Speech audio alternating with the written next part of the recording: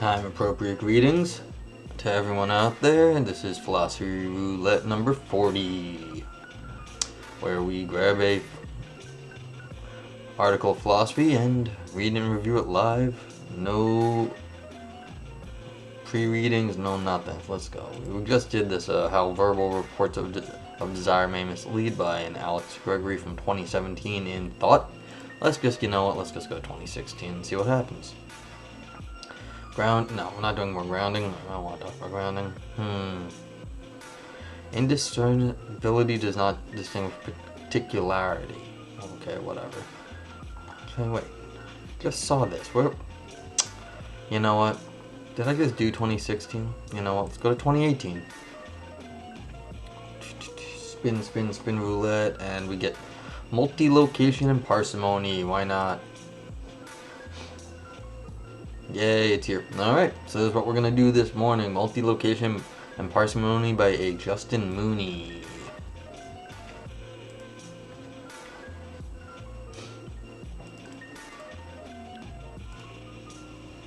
And that's a fun link you got there. It's called MooMap.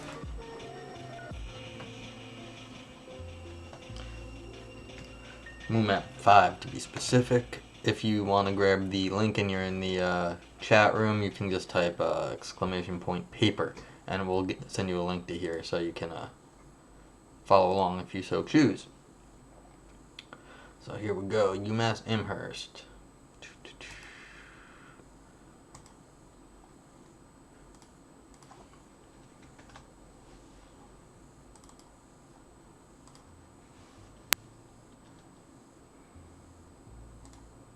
And we're up.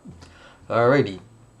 Multilocation and Parsimony. Let's see. I'm not going to read the abstract. Nope, this is just how it is. We got some got a lot of margin space it looks like in this. Whoever made this one. It might be latex. I can't quite tell. Looks like it. Okay. The notion of multilocation, roughly the notion of an object being wholly located at each of two or more distinct regions of space-time, appears frequently in contemporary metaphysics. Like, I'm here and someplace else. Okay. It crops up in work on mereology and the nature of location, the universals, persistence, and time travel. Sorry, this is too many references to read all at once there. It is even applied to modal realism, material coincidence, the problem of many, fission puzzles, the metaphysics of works of music, and a handful of subjects in philosophical theology. Why do these people not get the reference in the paragraph like everyone else does? Well, actually there's a bunch of them, okay. So maybe that's why it's just too many. But multilocation has its detractors. One objection to multilocation is the problem of parsimony, which has been discussed by Hud Hudson. We read something by Hud Hudson. That was fun. We had a time paper on the multiple histories using to make space for the Garden of Eden in the our historical past, but we have to have multiple histories, which of course which are then deleted. But it was there in a super meta history sort of thing. That was a fun paper. And Josh Parsons. The worry is that the possibility of multilocation combined with a preference for parsimonious theories leads to an absurd result, that we ought to believe that the entire universe is composed of a single multilocated simple. I will offer the multilocation theorist a solution to this problem. A multilocated simple. What is a multilocated simple? Here is the problem of parsimony. Suppose for reductio that multilocation is metaphysically possible. Then, starting with a simple case of multilocation, that is a single backward time traveler. Okay, so this is the sort of issue we're talking about. Recombinatorial or inductive reasoning quickly leads to more elaborate and exotic scenarios. If this material can be multilocated, why not that one? If an object can be located in two places at once, then why not three places? Or four. And there's a nice Simpsons where Homer just keeps cloning himself and there's lots of Homers. And so on. Apart from some suitable principled restriction, we will soon find it hard to deny that, for example, that a single particle, like a material simple, could be multi-located many times over, such that it interacts with itself to compose a chair, a polar bear, and even an entire material universe. So if you get all the homers together, do you get like you could like build the homers into like the entire material universe? Okay, we'd have a Homer universe then, where Homer is the atom that makes up the entire universe. That would be cool. But now consider the hypothesis that our universe is composed of a single multi-located material simple. Could this single simple hypothesis be true? One could take the argument in a skeptical direction at this point and contend that we don't know whether a single simple hypothesis is true or false because our evidence is consistent with both alternatives. But that is not what the advocate of the problem of parsimony does. Instead, she argues that as long as the single simple hypothesis is possible, we should conclude that it is true on the basis of an inference to the best explanation. That is a weird inference. Just because it happens to be is like overdoing your Occam's razor. Just because it happens to be simpler doesn't make it right. There's lots of things that are simpler explanations that don't make them in the least bit right because the world is more complicated than that. Secondly, I'm hopefully this will get covered. I don't find this an inference to the best explanation only works sometimes. That's not a you can't just like deploy it any old time you want and be like, oh, well, that was it. It's just like there's fewer objects, so like Occam's razor, it must be right. That has to be the way it is. I mean, that there's the that doesn't make sense. And secondly, if the universe is composed of a single multi-located material simple, I'd say we might have a semantic disagreement with what you're actually calling that thing. Like, you might be able to say, well, right, we're talking monism, but we have to be able to describe that simple in different ways because it's not the same simple. It's a copy of it, but it's like one's here and one's there. But then what you mean by a single simple multi-located simple is what I mean by different objects. So, like, it becomes, if everything is a copy of that material simple, that's not what I mean by single multi-located material simple. That's exactly what I mean by multiple objects. So there might just be a semantic out here, because we have vastly different understandings of the universe, or we're just calling the universe very different, like the simples in the universe, very different things, like our atoms. You're calling them multi-located material simples, but that doesn't matter to me because all of them are in different locations, and therefore in my world, that's how I understand there to be different things. So,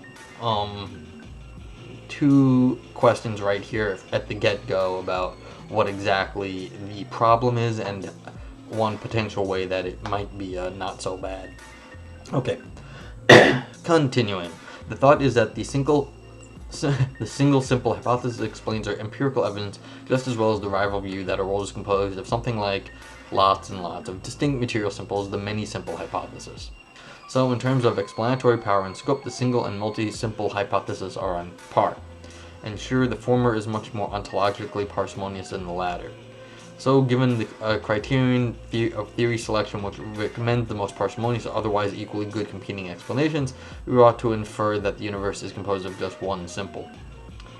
But since this result is absurd, we must reject the assumption that led us here, that multi-location is possible. Yeah, see,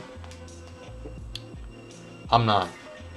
According to what I said above, I think we have a semantic disagreement, and so this sort of reductio ad absurdum doesn't go through for me because, I mean, I don't think the assumption for the reductio is really what's at issue here. So, but okay, I can appreciate that if you're just going to put your foot down and be like, this is we're going to be parsimonious, and because these two theories are explanatory equivalent, then therefore we're going to take the one that only has one object, not the one with like 10 to the 80 objects.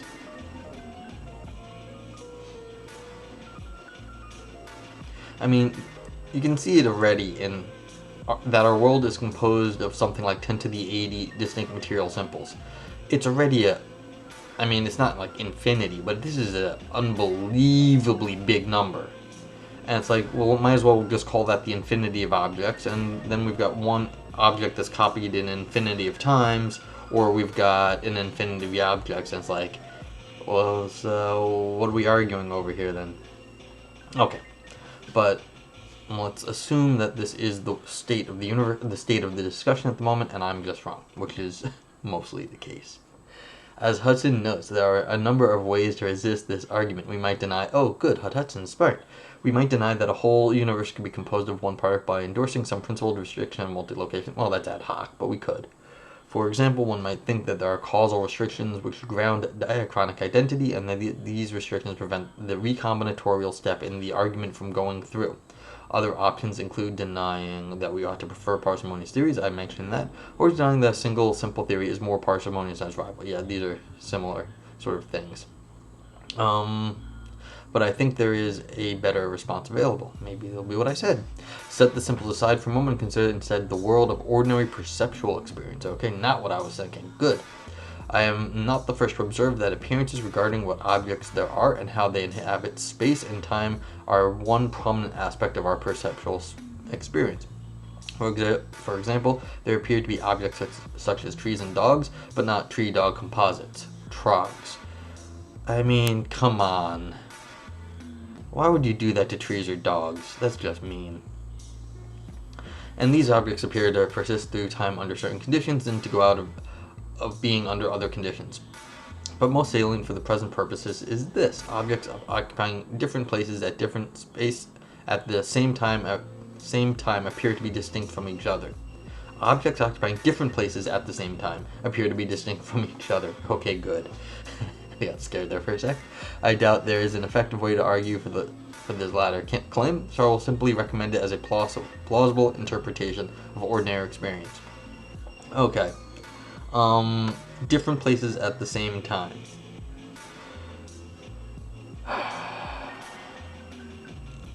I mean, I think I could argue for that if I wanted to.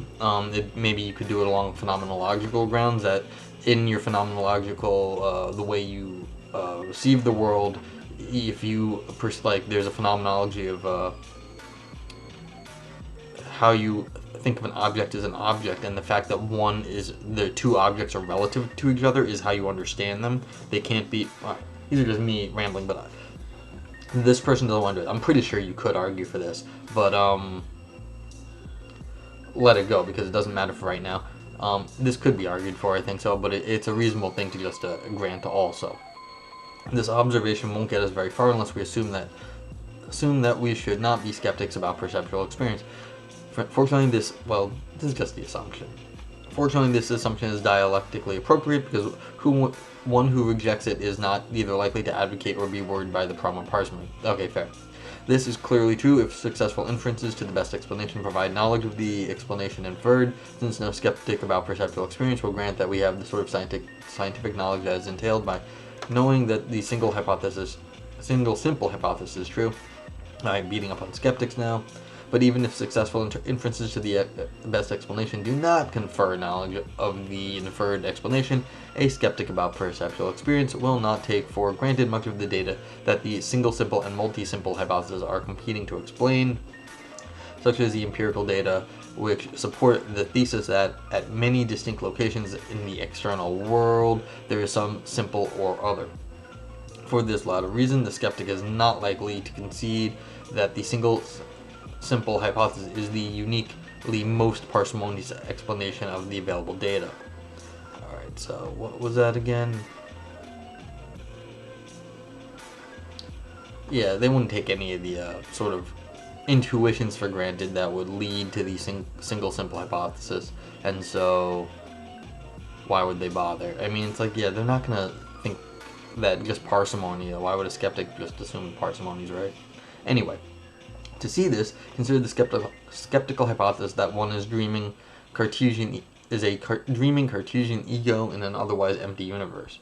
The Cartesian ego is a single mereological simple substance, just like the multi-located material simple of the single simple hypothesis. True, the Cartesian ego hypothesis requires that the ego enjoys many complex experiences, but the single simple hypothesis requires that the material simple multi-locates and interacts with itself in comparably complex ways. Moreover, the Cartesian ego hypothesis does not require the existence of any concrete substances other than the ego, but the single simple hypothesis may well require substance other than the simple. I'm not sure about that. It will require, okay, space-time regions if substantivalism is true, and it will require all the apparent composite objects in the universe if the simple is not identical to, but rather composes or constitutes each of those objects. So the Cartesian ego hypothesis is at least parsimonious as, and is probably much more parsimonious than the single simple hypothesis. Therefore, even if you want to, the skeptic about perceptual experience is not well positioned to defend the problem of parsimony. Okay, so if you're gonna do like Cartesian level, Cartesian meditations level skepticism, yeah, then you're not gonna bother with the assumptions in this paper because they're just not on par at that level. But that's fine.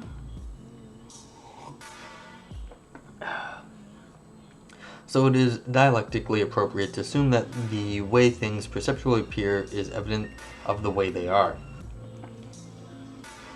Yeah, I mean, it was a little bit of a roundabout way of getting there, but sure.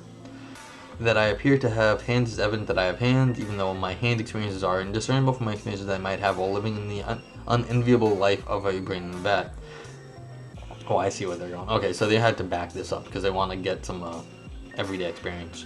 Okay, that the black and white striped equine mammals in the zoo appear to be zebras is evidence that they are zebras, even if my zebra experiences are indiscernible from experiences that I would have where the zebras cleverly disguised mules.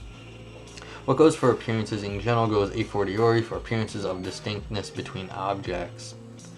That spatial separated simultaneous objects appear distinct is evident that they are distinct, even though my experiences would be the same if some of these objects were identical to each other and multilocated. Okay, this is exactly what I was trying to get at earlier when I went off on a little tangent about the phenomenology, that you can just you can argue for this, even though they said they weren't, they are right now. You can argue for the spatial separation objects appear distinct is evidence. See, this appear distinct right here is a phenomenological point. How they appear to me, and they're saying this is a correct sort of thing that can be appealed to. So even though they said they weren't going to argue for it, they sort of slipped it in right there, which is fine. I'm on board with this. It was just they weren't going to argue for it above there, but they did slip it in down here. This is a kind of argument, this whole like bit about the dialectical appropriateness to assume the way things perceptually appear is evidence. So you're taking the phenomenological evidence of the structure of reality, and that separated simultaneous objects appear distinct. So you've got this perceptually appear and they appear distinct, and that's sort of where this that's how this is coming to give you evidence of that there are multiple objects. Okay, so it's the same if some of these objects were identical to each other and multi-located. That the several spatially separated zebras at the zoo appear to be distinct is evidence that they're distinct, even if they were to look no different, or they a single time traveling zebra. So we have perceptual evidence for the distinctness of ordinary spatially separated macroscopic objects. If we assume classical extinctional mereology, I have no idea what that is, but it sounds cool, then we could immediately infer that the single simple hypothesis is false. For CEM's uniqueness of fusions thesis entails that there could not be more than one fusion of a single multilocated simple, and so perceptual evidence of distinct macroscopic composite objects would entail that the single simple hypothesis is false.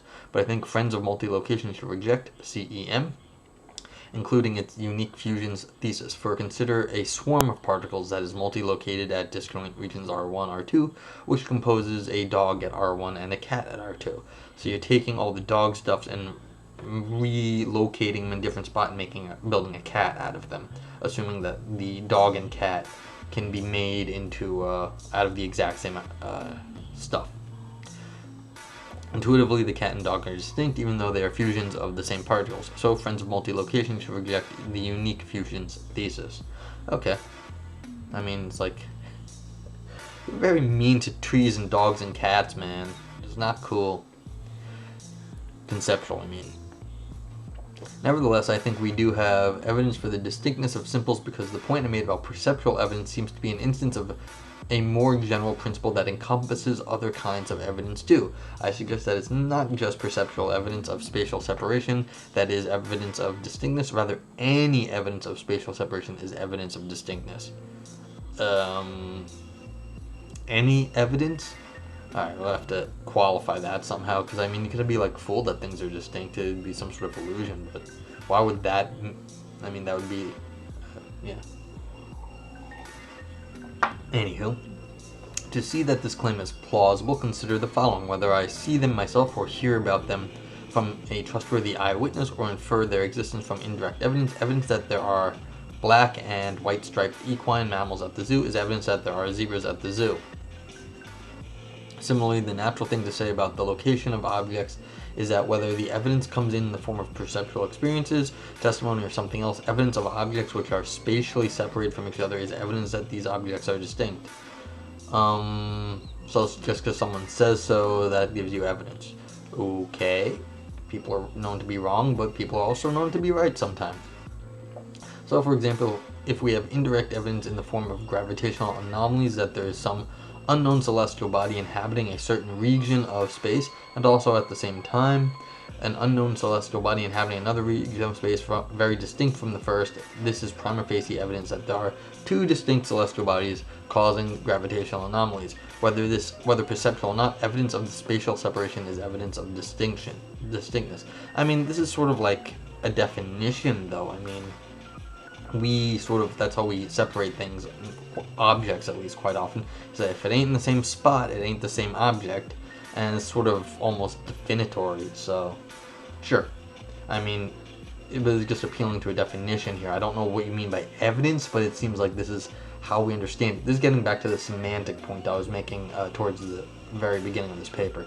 So I agree with the point. It's just maybe not the way this paper was set up, but that's okay. One might try to limit the application of this principle to the macro world, but as far as I can see, there is no basis for such a restriction. Agreed?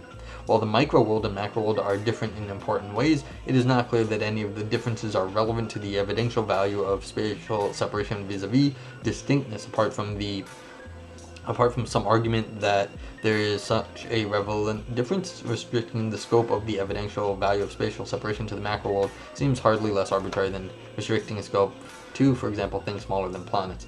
Fair enough. Alternatively, one could try to restrict the principle of composite objects.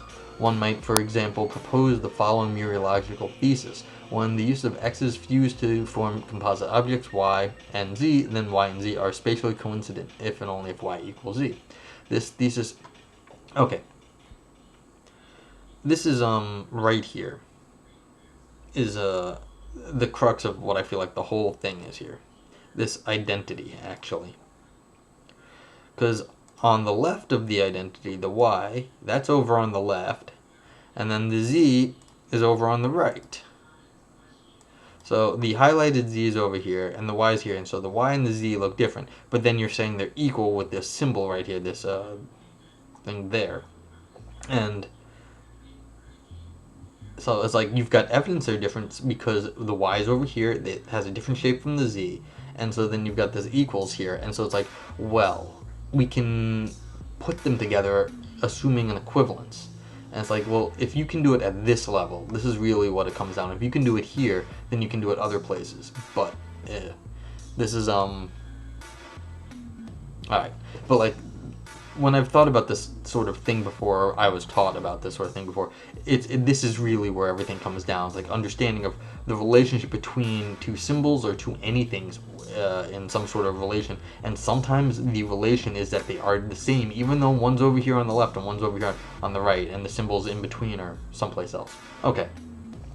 But yeah, this is the sort of thing to think about, is like, even the letters on the page count in this sort of discussion. And if you can even do it in the letters on the page and then symbols like this, then you can do it abstractly, you can do it at any size, it doesn't matter. But yeah, okay. This thesis entails that spatially separated composite objects are distinct, but it does not say the same about mereological simples. And if, okay, Okay, and if spatial separation entails distinctness only for composite objects, then perhaps evidence of spatial separation is evidence of distinctness only for composite objects. Okay, so maybe all the bigger things that we normally experience, and that's just the reason why, because they are bigger, because they're composite, is why we are allowed to get away with our distinctness claims. But like I said, if you can get it down to this level of just like abstract anythings, and including the atoms here, and yeah, and good for the referee for bringing this up. But I see no particularly strong reason to endorse the above mereological principle, and I'm suspicious about the move from what spatial separation entails to what it is evidence for, too. Rarely does good evidence for a proposition entail that proposition. Yeah. Moreover, I am skeptical of this argument because it seems to impose an arbitrary restriction on the evidential value of spatial separation vis-a-vis distinctness that we simply don't obey in practice, presumably because it isn't intuitive. For example, so far as I know, no one who suspects that electrons are mereological simples has taken this as a reason to lower their credence in the proposition that there are many distinct electrons at different places in the universe. So I do not think we have good reason to restrict the scope of the principle of evidence of spatial separation is evidence of distinctness. Yeah, I mean, yeah, why would fusing really make a difference? But it's a good point that fusing might make a difference. Okay. Now, suppose we have scientific evidence that the world is composed of simples. More carefully, suppose that we have an empirical data in need of interpretation, and as we consider that data, we arrive at the conclusion that the most plausible interpretation, and therefore the salient alternatives, are the single simple and the multi-simple hypotheses. Since both of these hypotheses entail that each of many different locations in the universe is occupied some simple, we should conclude that our data is evidence for the existence of spatially separated simples. And evidence of spatial separation is evidence of distinctness. So we have evidence in favor of the multi-simple theory over the single simple theory. But parsimony is one of the criteria we use when interpreting empirical data, so we need to ask whether the greater parsimony of the single simple hypothesis should lead us to conclude that is the best interpretation of the data. I do not think it should. Either parsimony considerations kick in only when competing theories are otherwise on par, or they kick in whenever theories are in competition.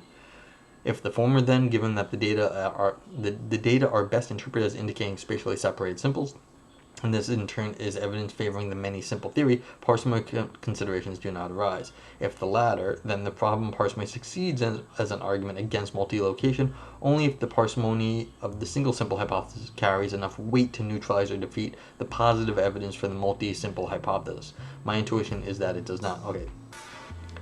Okay, so like really how much weight are you putting into parsimony? However, weighing theoretical virtues against each other is notoriously tricky, and so my opponent may not share my intuitions. But even if she does not, the problem of parsimony will not succeed as an objection to multilocation unless it can be shown not merely that the single simple hypothesis is more parsimonious than its rival, but also that this virtue outweighs a positive evidence for its rival. In the absence of any such argument, the objector has not proved her case. Okie dokie. Yeah, I'm mostly on board with what this paper says. I had some disagreements with the just the argumentative strategy, but that's not a big deal. Like, you can argue any which way you want. I think it did a good enough job, even though it wouldn't have done it the way I did it. But that's no big deal. Lots of ways to argue. No big, not a hard problem to do it. That there's another way of arguing for this. A hippo to a polar bear. Yeah, okay. So, yeah, it's fine. Okay, I don't got much to say otherwise. It's, if you're just gonna take the evidence of your, perception, like, okay, there's a thing over here and there's a thing over there, and that's enough that you need to say, well, they ain't the same thing. Sure, then that's it, and then you have to outweigh that for parsimony and be like, well, they could be the same thing. Yeah, but it's like, so what? I mean, what's the evidence for the case that they're made of the same stuff underneath, and it's the same, just multi-located stuff? Well, the multi-location hypothesis is what I just basically call an ad hoc premise at that point. And so it is, in terms of premises, not parsimonious. And yeah, so that'd be my one criticism here, that this didn't look at the premises of multi-location as a target for the parsimony, because I think it is more conceptually complex than the multi-location one, because the multi-location one basically reads the structure of the world right off the world. You think there is more than one thing, so there is more than one thing. And then the multi-location one says, no, we're more parsimonious because there's only one simple this multi-located, but the complexity has now been pushed into the premises in the multi-location hypothesis. And so it is, you haven't actually got it more parsimonious because you've just built it into the structure of the theory as opposed to the ontology. Okay, so I think that'd be my takeaway from what I actually think of what my main disagreement is here. Okay, but otherwise a nice paper, and check out a lot of references here, so it looks like people do care about this. No, just outside of my own ignorance, I mean all these folks. Okay, so have a good day, and I will probably see you later, excuse me, and later on today for another review. Bye bye, stay safe folks.